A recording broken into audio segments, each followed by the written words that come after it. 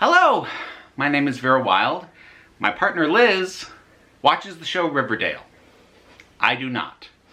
She has decided it would be fun for her to attempt to explain some of the goings-on in the latest season and to film my reaction.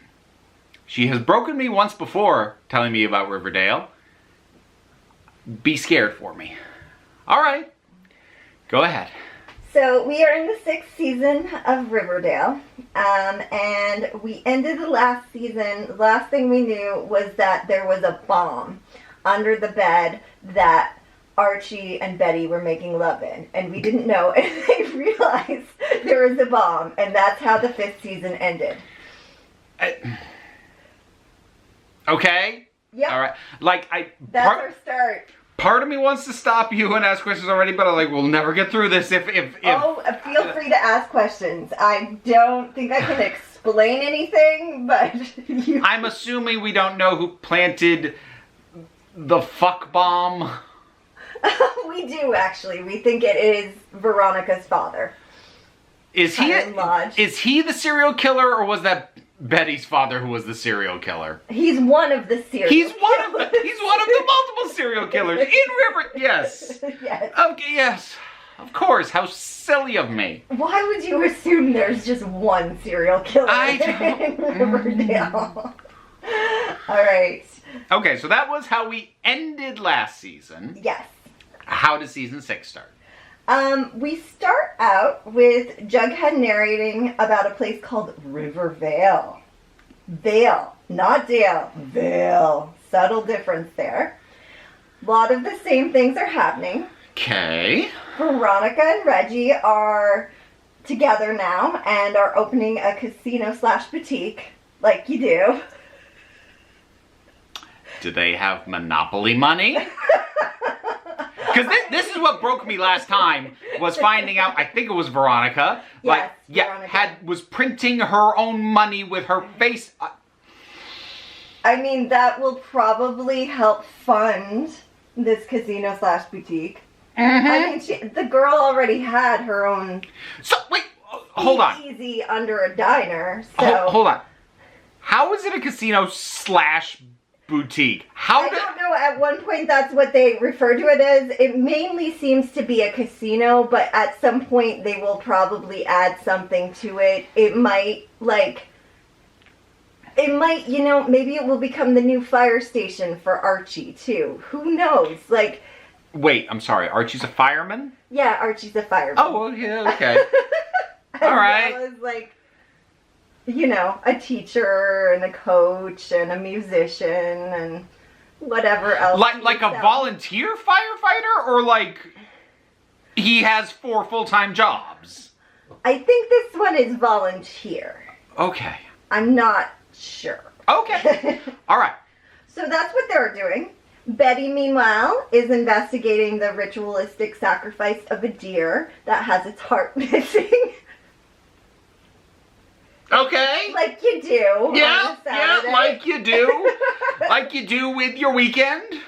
When you're... I think she's part of the FBI, something like that. I see, that's the thing. You've told me some bits as this has gone on before, and I've lost track of what has happened to who. I forget who's in the FBI. I forget who's a serial killer. Okay. Okay. Cheryl, our dear Cheryl, is mad that Betty is on her property. So she has her group of boarding school girls, because she's opened a boarding school, sort of, I think it's kind of like gay girls or just girls that got kicked out of their homes, but she has a big mansion, so that's what she's doing now. Okay. So she has them threaten Archie and Betty off her property with bows and arrows, like she does, because she's trained them in archery. So she's making a Hunger Games army. Kinda, yeah. That's a good comparison. That works. Okay. All right. I mean, when she's not being a witch, so, Okay. This begs the question, how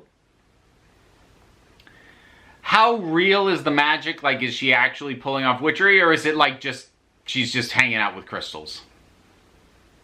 A little of both. Okay. She gets better at it as time goes on. Oh, of course she does. Or, if she's being possessed by her ancestor. I'm sorry, what? Yes. So we'll get into that. Great, okay, sure.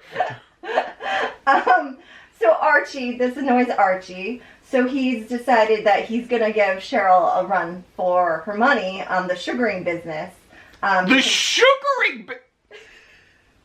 So we have rival sugaring businesses. Yes, and he proposes the way to get their mapling business running in Riverdale is that each person gets a maple sapling. Each homeowner gets a maple sapling, so they can soon have the maple industry running again. Like in a year or two. Maple trees take a little longer than a year or two to get tappable. Also, why would you want a grove of maple trees? You just go from house to house and each person taps one. And then you have a blossoming sugar industry in 6 months with some saplings in everyone's yard.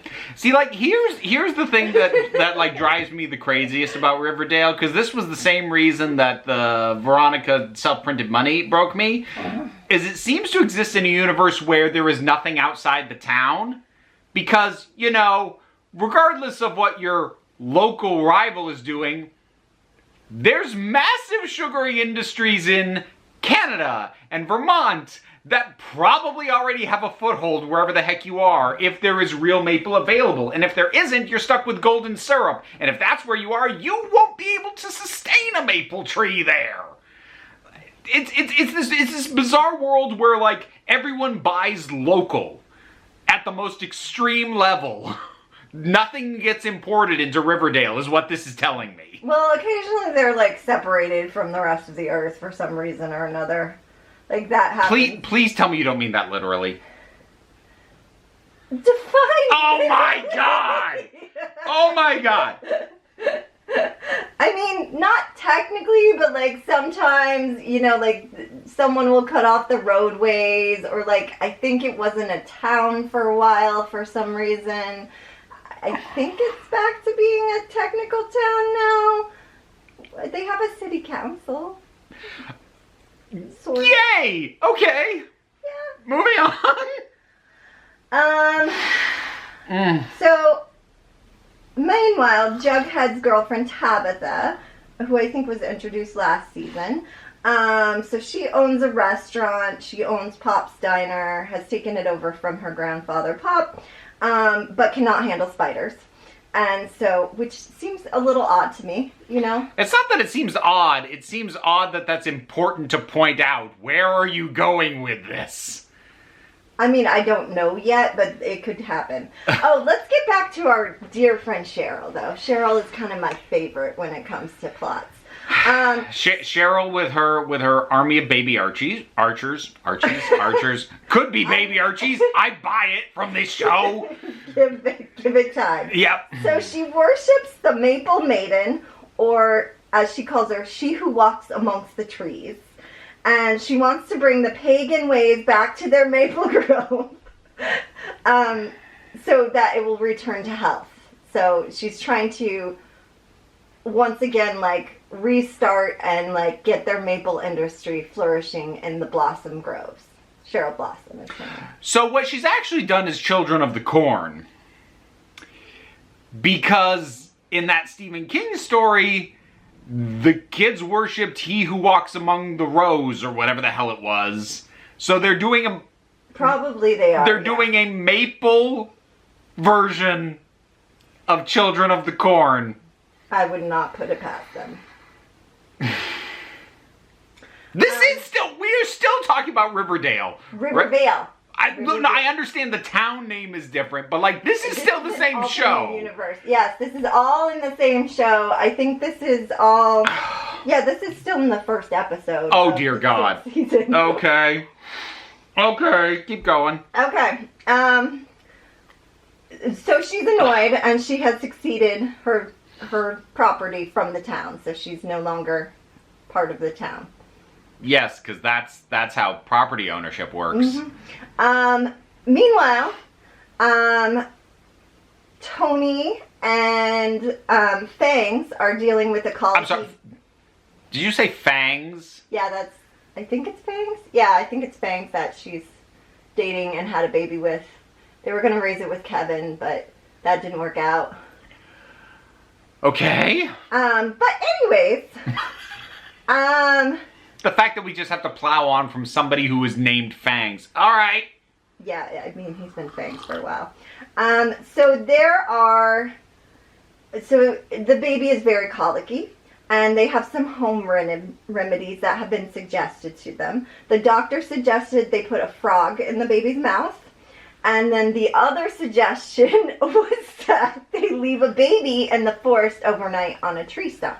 So they go with the second option, because that is like what their gang suggests that they do, and that they should, leave the baby overnight on a tree stump, especially since Tony works as like the counselor at the local high school. This is a great idea. So, this should have hit me before. Calling it Riverdale just gave the game away. This is just Welcome to Night Vale overtakes Riverdale. We're just weird shit's gonna happen because. I mean, to be honest, it is slightly more supernatural and weirder than Riverdale proper. But that's... the fact that you are describing the events that you're describing to me, and you had to put the word slightly in front of that, just says so much. Okay, so Veronica and Reggie are doing well with their casino, and they lay the money down on the bed and enjoy that bed. Like you do. Because who needs banks? Yep. Well, yeah. I'm not sure if there's any left in town. She probably overtook them with her Monopoly money. Oh, dear God. Meanwhile, Betty's mom is trying to seduce Archie's uncle. Cheryl is trying to scare away the sapling crew, who is going to get that maple industry starting again with their saplings, and they'll be ready in a year or two to have a blooming maple industry. So the sapling crew, that's Archie's nonsense plan. Yep. So she's trying to scare them away. So Archie and his construction workers and his uncle and Archie himself. So she puts up little totems and dolls. And then later that night, she also bakes a sin pie to take on the sins of the town. So she's going to bake a sin pie. She then sort of kidnaps Betty, who is more or less willing, for a fertility ritual. And then Archie goes after Betty, and they tell Archie that he is the sacrifice, and so Cheryl cuts out his heart. They need, because she explains, they need male blood for the seed, and women are for giving birth. So that's... So we're in addition... So this is the first episode of... Hold on. Season of Riverdale/Riverdale. Hold on. Okay. So in addition to going, leave children out in the woods overnight to fix them being colicky, and maple sugaring rivalries, and runaway kids with bows and arrows, and ripping off Children of the Corn, we're also going to throw in some gender essentialism. Just for flavor. Just for flavor while we're here. Uh-huh. Oh, great. Because if you want to eventually have a colicky baby, you have to, stab the heart of the father and have his heart first. And then eventually you can leave, once you've had the baby, after that ritualistic sacrifice, then you can leave the baby outside overnight. And the father won't be there to, advise you otherwise, so it's all good. So, why do they have to do this, though? Because clearly there is another baby in that where they didn't go through all this. So why do these ones have to do it when clearly this is not like a rule of this alternate universe where it's the only reason babies get born? I think it's mainly because Archie's annoying Cheryl. Okay, like, I get that, but you said Betty more or less was on board with it. Yeah. Okay. All right. I mean, they're new to their relationship. And, I mean, Cheryl's Betty's cousin. She's going to take some family advice. That was episode 1. That was episode 1. Oh, God. So each...